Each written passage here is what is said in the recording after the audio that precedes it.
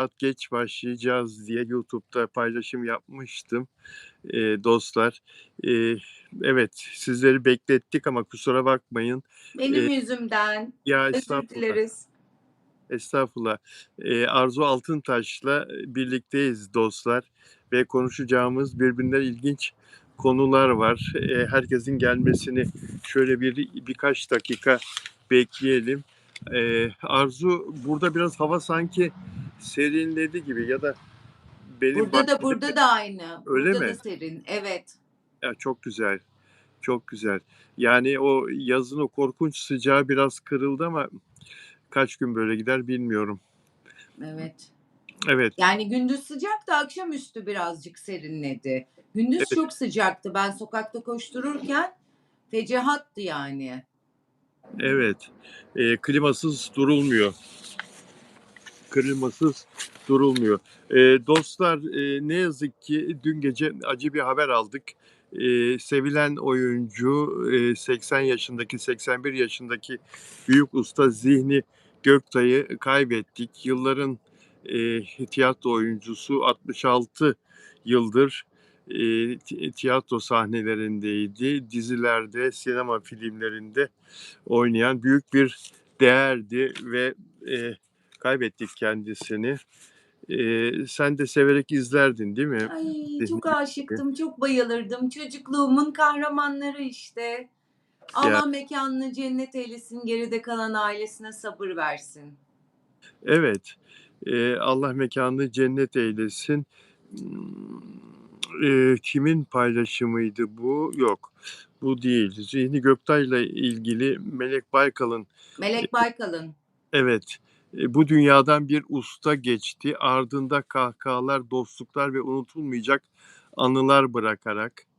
"Beter Ali'ye selam söyle, Ethem." diyor. İşte Hımm. o Cennet Mahallesi'ndeki karakter isimleriyle. Eminim şimdi yine aynı masadasınız, aynı neşeyle, aynı dostlukla. Biz gelene kadar çok kahkaha atmayın, ışıklar içinde uyuyun sevgili Zihni Göktay. Evet, bazı alkışlar hiç dinmez. Siz de o alkışların içinde yaşamaya devam edeceksiniz diyor. Zihni Göktay, çok beyefendi, örnek bir insandı. Büyük bir oyuncu olmasının, yanı sıra, eee, aynı zamanda iz bırakan bir büyüğümüzdü kendisi.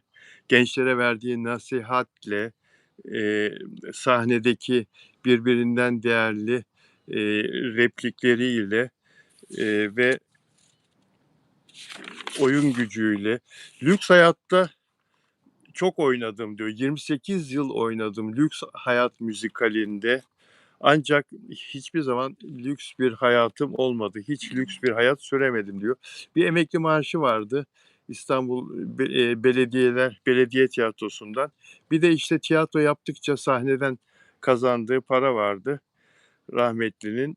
Eee, pek çok oyuncu gibi, eee, halkın kalbinde yer etmiş, mütevazi yaşayan bir insandı. Yani oyunculuktan zengin olmayı 66 yıl emek veriyor ama hiçbir zaman oyunculuktan zengin olmayı düşünmüyor ve o yolda da bir çabası olmuyor. İşini çok iyi yapmaya çalışıyor. Allah rahmet eylesin. Amin. Evet, dün akşam Daha 17 dizisi vardı yine, pazar akşamı. İzleyebildin mi? Bir biraz izledim. Biraz telefonum çaldı. Güzeldi ama. Sonrasında da Esra Üzmen beni TikTok'a davet etti. Hayatımda ilk kez TikTok'a gittim, yayın açtım. O yüzden sonunu kaçırdım daha 17'nin. Öyle mi? TikTok'ta, memnun oldun mu? Evet, ben çok korkuyordum. Hani, bilmediğim için orada birileri gelir küfür eder, sinirim bozulur diye. Esra Üzmen, herkesin tanıdığı şarkıcı, Seda Sayan'ın kankası, çok güzel idare etti. Magazinsel sorular sordu bana. Onun için de yeniydi. O TikTok'ta çok aktif. O yüzden sonunu kaçırdım. Şimdi de Esra izliyor bizi burada. Muhtemelen Seda Hanım da buradadır. Çok kişiyi görüyorum. Annemi, Yeliz'i, birçok dostumu görüyorum şu anda. Hepsi çünkü mesaj atmıştı izleyeceğiz diye.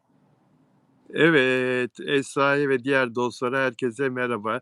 Bizi izleyenler, birazdan biraz daha kalabalık olacağımızı ümit ediyorum. Bu arada beğen yaparsanız mutlu oluruz dostlar ve bizi, abone olarak izlerseniz daha da seviniriz. Abone olmanız bizler için çok önemli. 2 tane yeni, özel abonem var. Onlara teşekkür ediyorum katkılarından dolayı. Lale Arzu 9, dün kendisine hoş geldin demiştim ve Herkes dilek dilesin. Ben Arzu, Lale Hanım hepimizin dilekleri kabul olsun. Aramıza dilek dileyin, beni de ekleyin. evet, Lale Arzu 9 hanımefendi ve Flavia Aroca, 3746, Güney Amerika'dan olduğunu tahmin ettiğim bir, özel abonemiz. Kendisine de hoş geldin diyoruz. Bak Esra Üzmen gelmiş Bilal'cim, burada görüyorum. Öyle mi?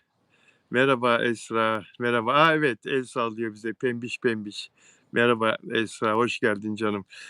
Diğer özel abonelerime de bir merhaba diyeyim. Süreyya Diker hanımefendiye, selam olsun. Selamlar. Nelida Manzano Arjantin'den, Nelida Manzano merhaba diyelim. Şili'den Delfina Di Masio'ya da merhaba diyelim ve Fransa'dan Lydia Dupuy, Fransa'dan arkadaşımız Lydia, gün içinde kendisiyle görüşüyoruz sık sık. Lidya ne kadar tatlı bir kız. Bana mesaj atmış. Sana ne oldu? Neden canın sıkkındı? İşte iyi ol Arzu diye Fransızca bir mesaj atmış. Ne kadar tatlı, o kadar gönlüme dokundu ki anlatamam sana. Lydia, çocukları olan bir anne Fransa'da.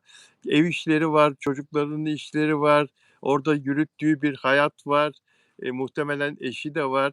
O kadar işin arasında sağ olsun bizlerin sıkıntılarını da sorgulayacak kadar Ya dost inanamadım. bir insan. Dünyanın öteki ucunda Evet. yayında anladı bir şey olduğunu dün. Yani birkaç gündür moralim bozuk. Ne oldu sana diye bana mesaj atmış. O kadar yüreğime dokundu ki inanamazsın. Evet, sağ olsun. Ve Monica Vasconcelosa, özel abonem Brezilya'dan, ona da merhaba dedik ve moderatörlerimize de kolay gelsin diyoruz arkadaşlar. Daha 17 dizisi dün akşam, kendi rekorlarını kırdı. Totalde 8.19 reyting Oo, yaptı.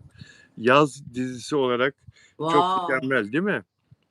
Doğanın kanununu geçti o zaman. 5.9 muydu Doğanın kanunu? Tabii, tabii. Bayağı büyük fark attı. Evet, Doğanın Kanunu'ndan fazla. ABC 1'de 6,5, eee, Oo. ABD 5.51, yani iyi bir reklam getirisi de var.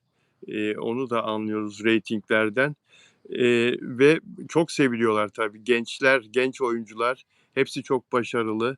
Eee, Çağan Efe Biz de Ak. seviyoruz. Orta yaş da seviyor onları. Çok güzeller. Evet, hepimiz seviyoruz. Mesela Çağan Efe Ak, Aras karakteri, dizi 31 Mayıs'ta başladı. 31 Mayıs'ta, baktırdım geçmişe dönük, yapay zekâya, aradı buldu. Takipçi sayısı 750.000, 760.000 civarında. Şu anda 1,6 milyona ulaştı takipçisi. Aman Eee, Allah'ım. bir Çok büyük misliden fark. Tabii, tabii, bir misliden fazla. Diğer oyunculara da çok büyük ilgi var, çok seviliyorlar. Çağan Efe Ak'la yapılan bir röportaj var. Orada, eee, kendisine 19 yaşında da Ya 19 ne kadar yaşında. güzel yaşlar, ne güzel bir hayat, bir mücadele, bir yaşam, bir şeyler var önünde. Şahane yani. Allah Evet, en güzelini göstersin gençlere. evet ve, çocuk yaşta başlıyor oyunculuğa. O videolarını da buldum. Onları da paylaşacağım daha sonra sosyal medyada. Onunla yapılan röportajla ilgili biraz sonra bilgi veririm arkadaşlar. Peki, Zeynep Bastık'la Serkay Tütüncü evleneceklerini açıkladılar.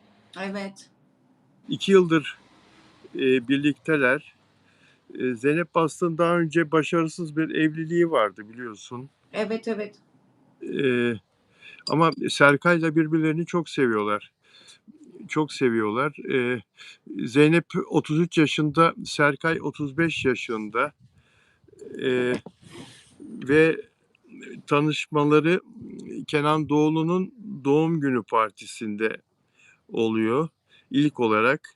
Eee, sonra da birlikte çıkmaya başlıyorlar ve bugüne kadar bugüne kadar birbirleriyle hiçbir zaman böyle sosyal medyada orada burada filan yani bir dargınlık, bir barışma filan olmadı. İlişkilerinde hiçbir pürüz yok. Nazar değmesin. Şimdi de artık nikah masasına oturmaya karar verdiler. Ünlülerin ilişkileriyle ilgili hep böyle tatsızlıklar filan da konuşulur ama ne diyorsun? Nasıl görüyorsun? Bir fikrin var mı? Evet, gayet tatlılar, çok güzel yakışmışlar. Biraz tabii hızlı bir karar ama her zaman iyidir, güzeldir. Ben beklemekten yana değilim. Haklarında hayırlısı olsun, en güzeli olsun. Bu devirde, evlenebileceğin insanı bulabilmek kadın ve erkek için de çok zor. Haklarında hayırlısı olsun. Bak şimdi yayında bir arkadaşım var. Geçen hafta sen ona mutluluklar dilemiştin, evleniyordu. Bu hafta şimdi boşanıyor. Hadi Hiç. canım. Evet, evet, bak burada Yeliz. Bazen Deniz, olmuyor, bazen de ışık hızıyla oluyor. En doğrusu neyse insanlar için en haklısı, en güzeli o olsun. Sen de mutluluklar dilemiştin. evet Yeliz Hayat geçmiş olsun. enteresan. Çok enteresan. Geçmiş olsun Yeliz. Ama canını sıkma. Canını sıkma. Eee, Evet. Biz eee, yanındayız. Benim Yeliz'ime hiçbir şey her zaman, olmaz. Onu çok seviyoruz. her zaman, her zaman. Eee, Paris'te evlilik teklif almıştı ve düğün hazırlıklarına başlamışlardı. Karar vermişlerdi evliliğe. Bir aradan 6-7 ay geçti ve şimdi de tarihini açıkladılar. Serkay Tütüncü'yle. Çeşme Alaçatı'dalar şimdi tatil yapıyorlar. Eee, yaz bitmeden yaparız diyor. Eylül'den ileriye gitmez diyor Ay Zeynep. ne güzel. Hazırlıklara Öyle başladık adamlara diyor. bayılıyorum. Şahane. Değil mi? Yani Serkay Tütüncü de hiç böyle bir çapkınlığını falan duymadık. Yok yok, Yani benim böyle bir arkadaşımın kuzeni o. Ayten'in kuzeni. öyle mi efendim Ayten çocuk? evet çok sevdiğim bir dostum benim. Ondan da hiç öyle bir şeyini duymadım ben. Hep iyi bir çocuk olduğunu duydum. Efendi bir çocuk. Hı hı. Evet, Çağan Efe Akın röportajı geldi önüme. Eee, aşkla ilgili 19 yaşında daha ve çok sevimli bir genç. Çağatay Ulusoy'a benzetiliyor. Bakmayın çok küçük ama setlerde çok tecrübeli ve çok disiplinli, çok çalışkan olduğunu söylüyor. Zaten Arzucuğum, eee, çalışkan olmakla, başarı çalışkan olmakla, disiplinli olmakla paralel yürür değil mi? Evet, tabii ki, tabii ki. Ne kadar emek, o kadar başarı yani. Hep bir şey yapacaksın, hep bir şey yapacaksın. Sonunda geliyor başarı. Evet, emek vermeden, yani yan gelip yatarak, "Ya, ben zaten buyum, ben zaten şuyum." filan, "Beni bilen biliyor." filan dediğin zaman, değil mi, bir şey olması zor. Evet, çok zor. Gerçekten öyle, çok zor. Mesela sen ona çok iyi bir örneksin. Estağfurullah, Gıyabında da hep dedikodunu yapıyorum birçok masada ama iyi anlamda. Gerçekten estağfurullah. inanılmaz fazla üretiyorsun. Sabah kalkıyorsun, video Canım, çekiyorsun. Hiçbirimiz senin gibi yapamıyoruz. Öğlen, akşam araştırıyorsun, onu yapıyorsun, onu yapıyorsun. İşte başarı. O da başarı getiriyor yani. Hep bir emek vermek gerekiyor. Bana canım da benim. nazar değdi. 2-3-5 gündür biraz böyle yavaş ilerliyorum. O Olsun, sorunlardan olsun. dolayı biraz nazar oldum ama ben de geleceğim, peşinizden koşarak. Arzu'nun sayfasını lütfen takip edin. 5 dakika magazin yıkılıyor. Farklı bir bakış, özel haberler, kimsede olmayan haberler 5 dakika magazinde tavsiye ediyorum. İzleyin, bakın, okuyun, Arzu'nun haberlerini. Evet, hayatımda biri yok diyor. 19 yaşında bu genç, Hakan Gence'yle röportajından, eee, notlar. Eee Peki diyor, aşkla ilgili ne düşünüyorsun? Aşkın tarifi var mı sende diyor. Ya ben aşkı yaşadığımı düşünmüştüm ama yaşamamışım diyor. Şimdi bugün bakınca diyor, o yüzden diyor, yani bilemiyorum diyor. Karşıma çıkınca diyor, aşık olabileceğim bir insan karşıma çıkarsa diyor, gerçek anlamda yaşarsam o zaman, söyleyebilirim aşkın tarifini diyor. Eee hayatta kimse yok deyince Hakan Gence diyor ki, "O halde Bodrum'a gelmek zor olmamıştır senin için." diyor. Yani İstanbul'dan. Bana diyor zaten zor olacak, böyle tepki gösterecek, zorluk çıkaracak biri olsa diyor zaten öyle birisiyle birlikte olmam diyor Hakan Gence'ye. Vay! Yani, maço mu sence? Maçoya da benzemiyor çocuk. Maço değil de biraz tabii dik başlı, dediğim dedik bir tip gibi duruyor. Koç, böyle Koç burcu olabilir, ateş burçları bir şey. Aslan senden. Hımm. Olabilir, olabilir. Evet, nasıl bir şey biri seni etkiler deyince de karşıma çıkınca anlayacağım bunu diyor ama şu anda, şöhreti yeni yeni yakalıyor ve bunun büyük bir keyfi var tabii. Söylemez, öyle bir soru sorsan da söylemez. Tabii. Asla ama, doya doya şimdi oyunculuktaki başarısını yaşayacak, değil mi? Şu anda karşısına bir kız çıksa da vay o kızın haline bence yani. Evet, Ne evet. diyorsun? Yani Şöhretin bedelini ödettirirler kıza. Olmaz yani şöhretin çok başında. Şu an tam böyle delikanlı çağları 19 yaşında. Ya belli de olmaz ama hepimiz geçtik o çağlardan. O benim kafamın üstünde 52 tane ampul yanıyordu o çağlarda. O yüzden olmaz. Şimdi daha da hani bizim zamanımızda bu kadar sosyal medya, chatler, metler bir şeyler yoktu. Bir tane Messenger vardı. Bir de Facebook vardı galiba yani ama şimdi İnanılmaz. Hem etrafında çok insan var hem de sosyal platformlarda. evet, sosyal platformlarda çok insan var. Eee, sürekli olarak, bir yerlerden yazıyorlardır. Devamlı olarak ve sürekli olarak da olumlu ve olumsuz eleştiriliyor oyuncular, şarkıcılar, gündemdeki insanlar. Bak mesela şimdi yurt dışından bir, hesap, geçtiğimiz hafta dünya çapında sosyal medyaya hakim olan en trend 25 Türk oyuncu diyor. 25 Türk oyuncu sıralamasını Ya, yayınladı. Yıkılıyor. 1'inci sırada Hande Erçel, senin favorin Hande Erçel. Eee, dünya çapında sosyal medyaya hakim olan, en çok konuşulan, paylaşılan.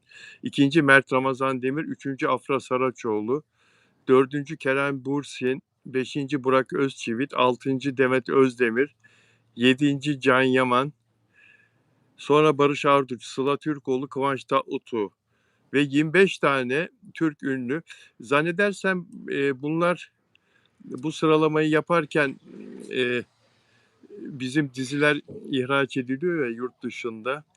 Ondan, dolayı yurt dışında X platformunda çok yaygın şekilde Türk ünlüler de konuşuluyor, paylaşılıyor ya.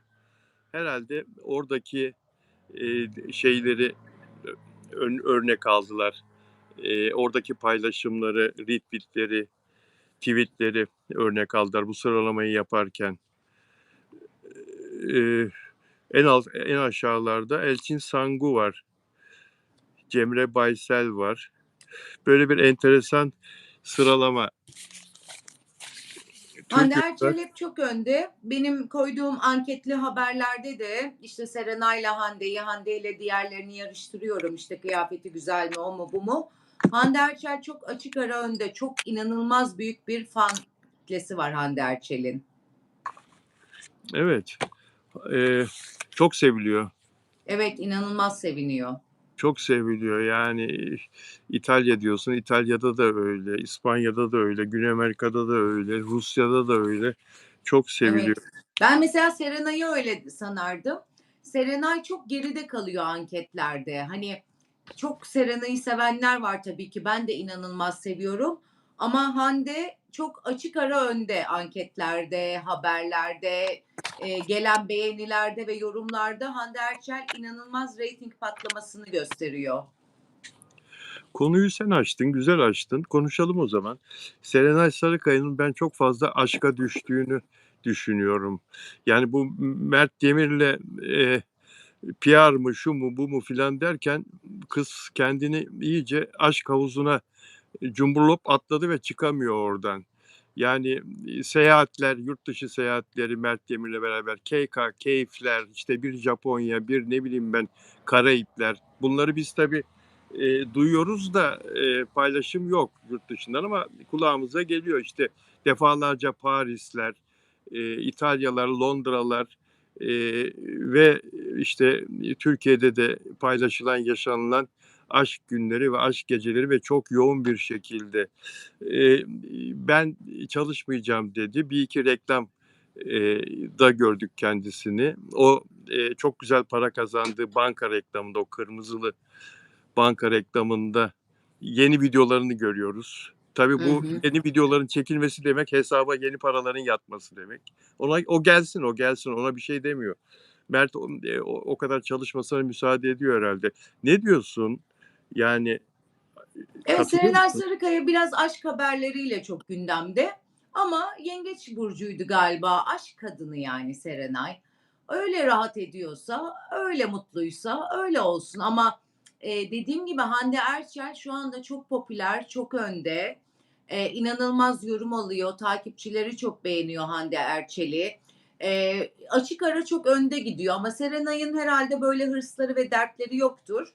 Ama biraz fazla aşk haberleriyle gördük. Mesela Hande Erçel'le ilgili de çok aşk haberi yapıldı. İşte Onur Güven Atam, bir önceki Sabancılar vesaire ama o ikisinin arasındaki dengeyi Hande çok güzel ayarlıyor. Serenay biraz geriye çekildi. Dediğin gibi banka reklamında oynamasının da etkisi büyüktür. Çok büyük kaşeler var. Demek ki yetiyor. Hani diyordur ki saatlerce ben niye dizide orada burada oynayayım ya da iyi bir proje gelmiyordur ya da bir şeye hazırlanıyordur ama bu ara birazcık geriye çekildi. Evet, yani, son 1,5 senede, dizi olarak o, şeyde dijital, ortamda, platformda üçüncüsünü çekti o Hı şeyin. hı. İsmini şimdi hatırlayamadım dizinin. Dijital platformla çalışmak da rahat tabii oyuncular için. Tabii. O pek bir yük olmadı ona. Onun dışında bir şey yapmıyor. 2026'da dedi, bu sene de bir şey yok şu ana kadar değil mi? 2026'da da bir şey yok. Yok, evet. İşte, Geziyor, aşkını yaşıyor. Yaşasın. Bazıları da aşkını yaşasın bulmuşken bu devirde. Çok zor aşk bulmak. Serenay bulmuş, yaşasın. ama alışırsa da kötü tembelliğe. Eee, yani, boş bırakmamak lazım. Bak alttan nasıl gençler geliyor, nasıl geliyorlar. Ne kadar çok, Evet, ne kadar çok, bir de yapımcılar, kaşeleri yüksek diye, uzaklaşacaklar bunlardan. Bak Beren evet. Saat kimse artık Beren Saat'i kimse gel istediğin 4 milyon lirayı verelim, başrol oyna demiyor. Çünkü yani, işin içinden ekonomik olarak çıkamıyor yapımcılar. Beren Saat oynayacak dizi yok Beren Saat'e. Yok, evet. Çok uzun yıllar oldu değil mi? Beren Saati yok hiç. Yani ben şuyum, ben buyum demekle o da kendisini albüme vurdu, İngilizce albüme vurdu. Oradan da büyük zarar çıkacak sonuçta bence. Bilmiyorum sen ne düşünüyorsun? İngilizce şarkıları Beren Saat'in. Evet, öyle bir, hani, ben yolda giderken arabada duyarsam o şarkının popüler olduğuna çok inanıyorum. Sokağa indiyse şarkı, bir girdiğin mağazada çalıyorsa, orada çalıyorsa, burada çalıyorsa hiçbir yerde duymuyoruz. Duyarız umarım yani Duymuyoruz, ama, hani, Türk halkı duymuyoruz. çok İngilizce bilmiyor. Bilen kesim de zaten İngilizceyi Beren Saat'i dinlemeyi tercih etmez. O yüzden bilmiyorum, kendisi bilir. Evet ama arabada şarkı duyarız falan dedin de şunu da söyleyelim. Şimdi yeni bir yasa çıktı. Aman ha, dışarıdan duyulacak kadar, insanları rahatsız edecek kadar açmayın, arabanın teybinin sesini sakın ha. Sakın radyonun sesini. Şimdi miktarını, hatırlamıyorum ama yüksek bir ceza şikâyet olur Vallahi bir plakanıza. açıyorlar Bilal'cim saat 10'da Suadiye'den, Bostancı'dan başla Kızıl Toprak'a kadar bangır bangır bütün arabalardan biri halk müziği çalıyor, biri rap çalıyor, biri türkü çalıyor. Cümbür cemaat her şey birbirine karışıyor. Acayip açıyorlar. Plakayı alıp da bildirirsen ceza kesilir ve yani o bir şey olur. Peki Özge Yağız, Doğanın Kanunu senin beğendiğin dizinin başrol oyuncusu. Hani bu Türkan Şoray'a, geleceğin Evet. Türkan Şoray'a olabilir. Gözleri de çok benziyor. Oyunculuğunu da çok beğeniyor insanlar. E, Yarın çarşamba, yarın değil mi yeni bölüm? Evet, evet, Doğanın yarın. Kanunu Yarın. yarın. Onunla ilgili bir haberim var. Şimdi ona bakıyorum. Bir saniye. Evet. Soruyorlar Doğan'ın Özge Yağız'a en büyük korkun ne diye soruyorlar. Sanırım en büyük korkum söylediklerimin başıma gelmesinden korkmak diyor. Söylediklerimin başına gelmesinden. Bu yüzden e, bazı şeyleri paylaşmayı sevmiyorum diyor. Hani derler ya büyük konuşma başına gelir. E, Ölçülü olmayı öğrenmiş genç yaşta. Ben diyor Allah'tan korkarım. Allah korkusuna sahibim diyor. Bir tek en büyük korkum Allah'a yanlış yapmak. Allah'tan korkarım. E, Ve diyor onun dışında diyor öyle büyük bir korkum yok. E, Ölümden de korkmam diyor. Ölümü de başımıza gelecek sonunda diyor. Allah gecinden versin. Çok genç bir isim Özge Yağız ve şu anda geriden geliyor. Geriden geliyor. Yani Serenay Sarıkaya ve diğerleri e, çalışmak lazım. Çaba sarf etmek lazım. Hiç boşluk vermemek, boşluk bırakmamak lazım. O bakımdan Hande Erçel çok doğrusunu yapıyor. Evet, evet, çok başarılı bir kariyer yönetiminin içerisinde. Bravo, hiç durmuyor. Değil mi? Evet, evet, hiç durmuyor. Çok çalışkan. Kibariye'yi sen çok seversin. Biliyorum, biliyorum. Ya okuma yazma öğrendi zannediyordum ben. e, Demet Akalın'ın programına katıldı ya Sinan Akçıl'la. Okuma yazmam yok. Okuma yazmayı sevemedim. Şarkıları nasıl ezberlediğimi soruyorlar. Allah tarafından kulağım çok sağlam. Çok sağlam diyor. Bir ara öğrettiler ona bir şeyler oldu filan ama sonra bırakmış, yarım bırakmış. İmzayı Hiç, hiç. nasıl, imzayı nasıl atıyorsun diyorlar. Seda Sayan onu bana öğretti diyor. Aynı evde kalıyorlardı ya. Evet. Yıllar yıllar önce. Seda bana imzayı öğretti diyor. Sen onu yakından tanıyorsun Kibariye'yi biliyorum. Çalışmıştım bir dönem kendisiyle. Hakikaten okuma yazması yok mu? Bir şey okumaz Yok. mı? Hayır, yok. Ne kadar zor bir şey ya. Evet, çok zor. Çok. Ne kadar zor bir şey. Bir şey duydum ya soracağım sana ya. Yani cevaplandırmak mecburiyetinde değilsin ama cevaplandırırsan memnun olurum. Kibariye ile ilgili. İddia bu. Bir gün e, arabada arka koltukta gidiyor. Yanında yardımcısı var. E, Boğaz Köprüsü trafiğinde çok sıkışıyor. Çok sıkışıyor. Herkesin başına gelebilir. Tuvalet diyor, acil tuvalet diyor. Şoför diyor ki abla diyor köprü trafiğindeyiz. Ablacığım bir yere sapamam ablacığım. Bekle şurayı geçelim. Hemen diyor işte bir ilk benzincide falan. Ya Allah aşkına diyor, imdat diyorum ya diyor. Tuvalet diyor ya dayanamayacağım diyor. Abla bekle abla bekle. Sonra iddiaya göre olanlar oluyor. Doğru mu bu ya? Bilemem. Böyle bir şey geldi benim kulağıma. Yani ne olursa olsun yapmaz diye düşündüm ama insanların ağzı torba değil ki büzemezsin. Tabii, tabii. İddia olarak bilemem ama ben çalıştığım için konuşmayı uygun görmüyorum. Eskiden çalıştığım sanatçılar arasında. Evet, O yüzden bilemiyorum.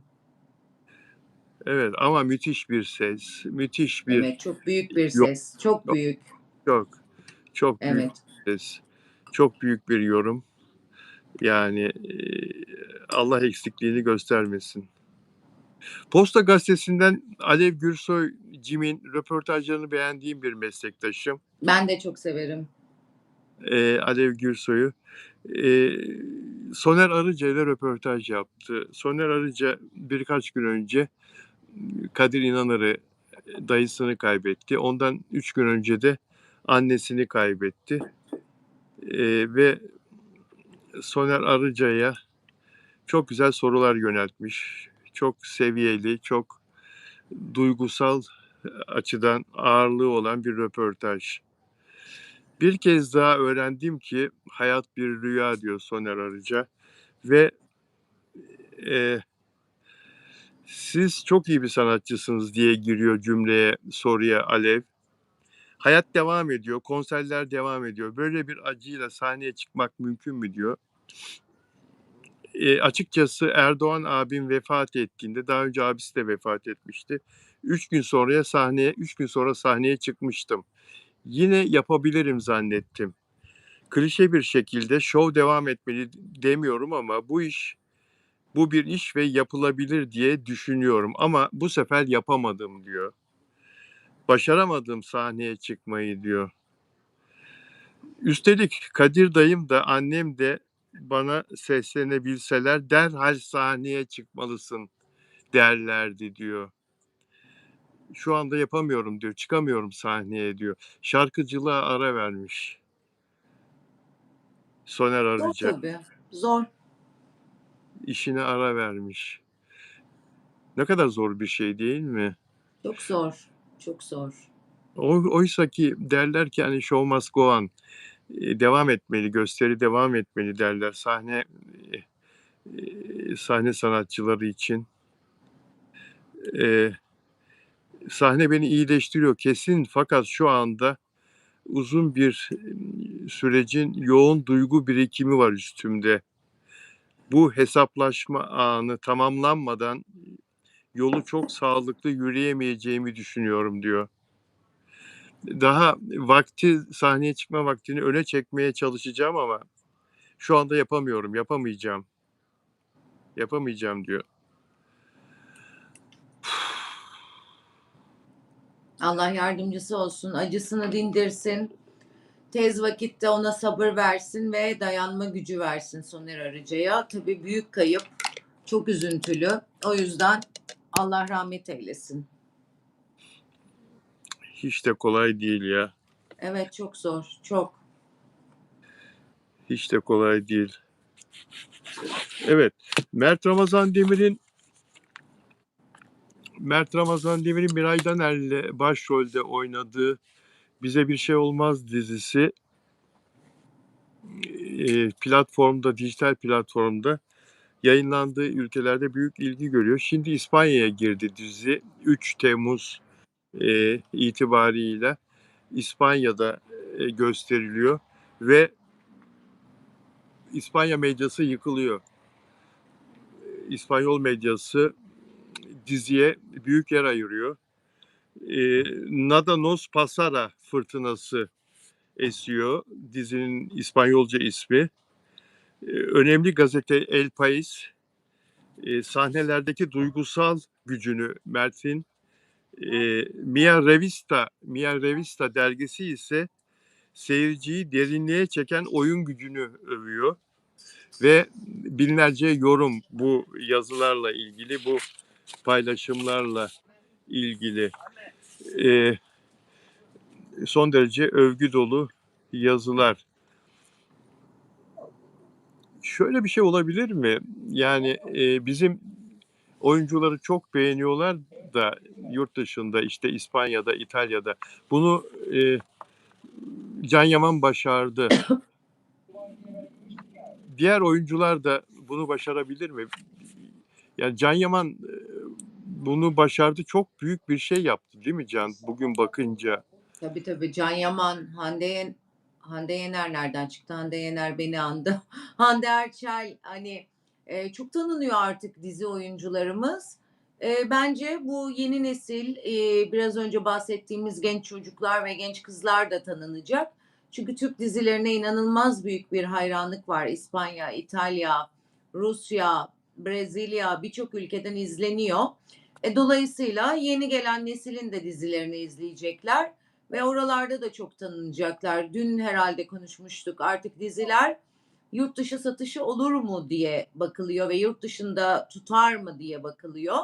Buna göre yapıldığı için tüm dinamikler, oyuncu seçimleri vesaire bütün pazarlamaları, artık bundan sonra da zaten oyuncular, international olacaklar ve birçok dünya üzerinde tanınır hale gelecekler. Çok sevindirici bir durum. Yıllarca hep biz İtalyan dizilerini, işte İngiliz dizilerini, Brezilya dizilerini mesela 90'lı yıllarda Türkiye'de acayip Brezilya dizisi vardı.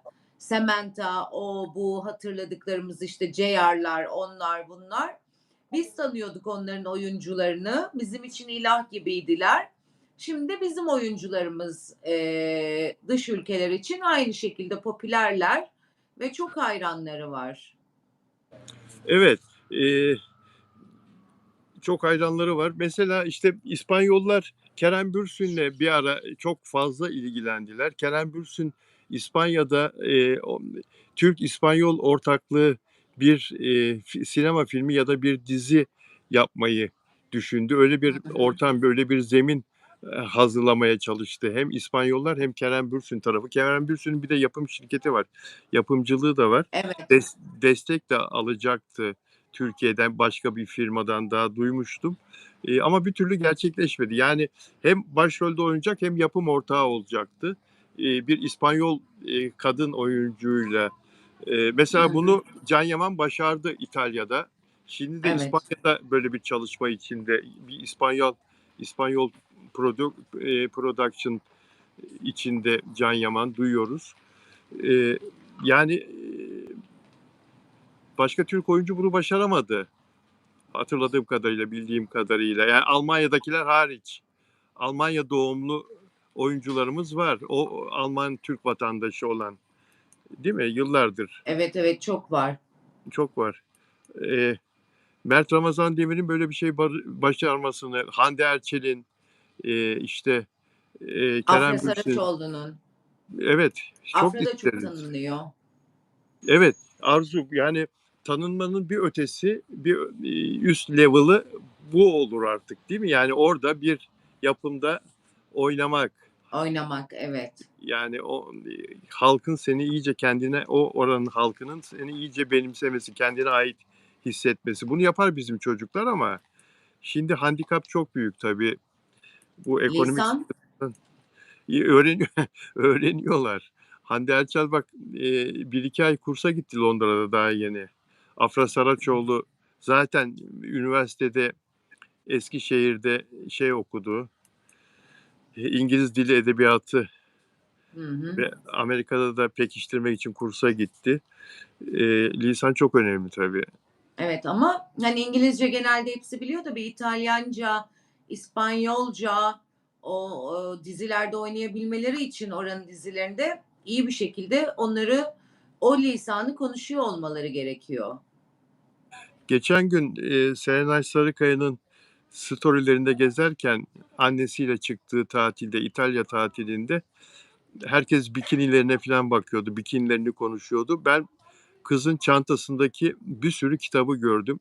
Kitabı E, gördün değil mi? Ben de gördüm onu. evet ve baktım İtalyanca öğreniyor. Evet. İngilizce, İtalyanca kılavuzu bir kitap. İtalyanca öğreniyor. Yani Evet, evet benim de dikkatimi çekti. e, aferin, aferin. Tamam Evet, bravo. aşk yaşıyor ama biraz da haksızlık yapmayalım kendisine. Tabii E, ki. ileriye dönük de güzel fikirleri var herhalde işiyle ilgili değil mi? Tabii ki muhtemelen. Serenay zaten çok akıllı ve çok donanımlı bir kız.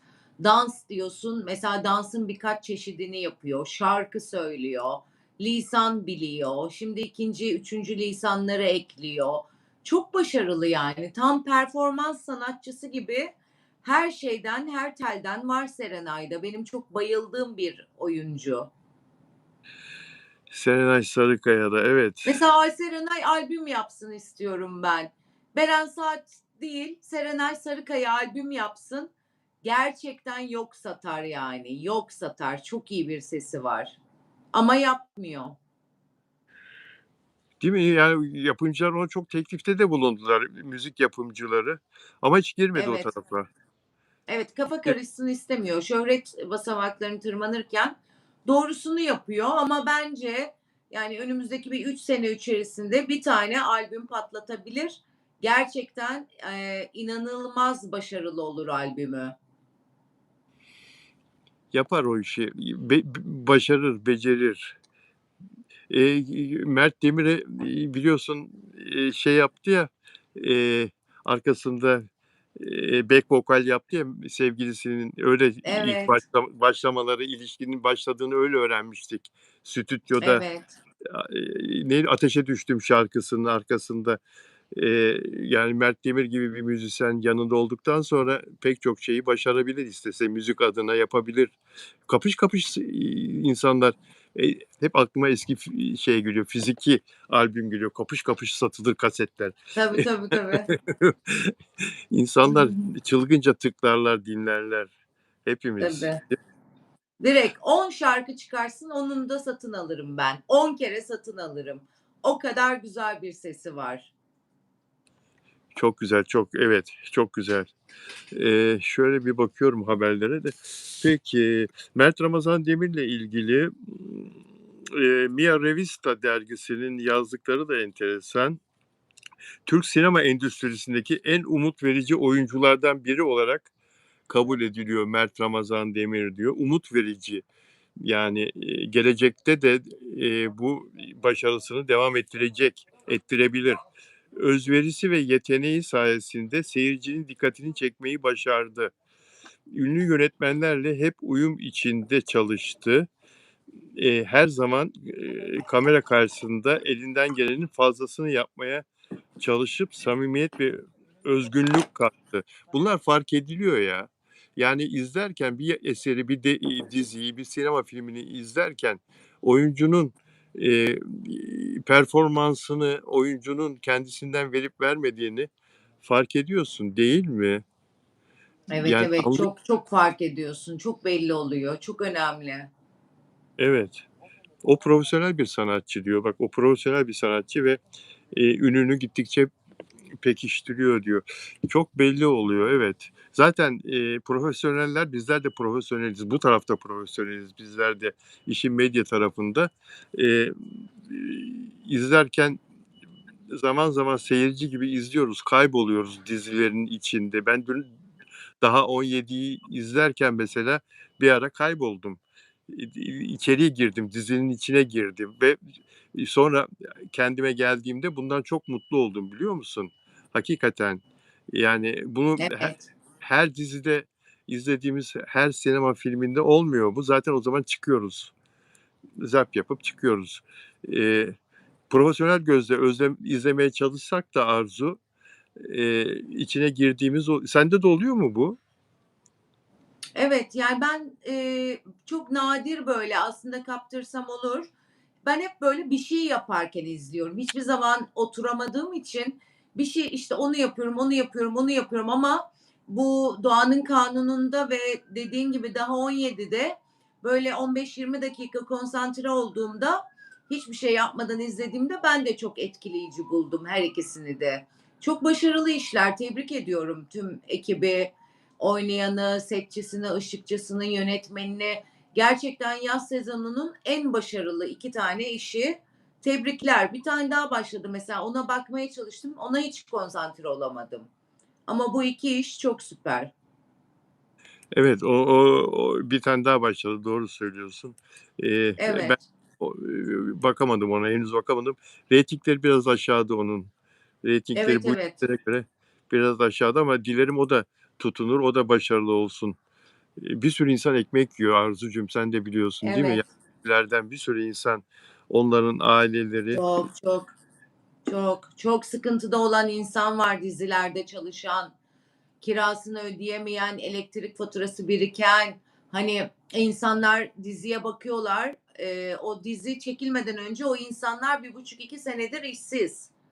1,5-2 senedir cepten yiyorlar. O yüzden Allah herkesin yardımcısı olsun. Allah herkesin işini gücünü rast getirsin. Bu söylediğin çok güzel. Allah herkesin yardımcısı olsun. Evet.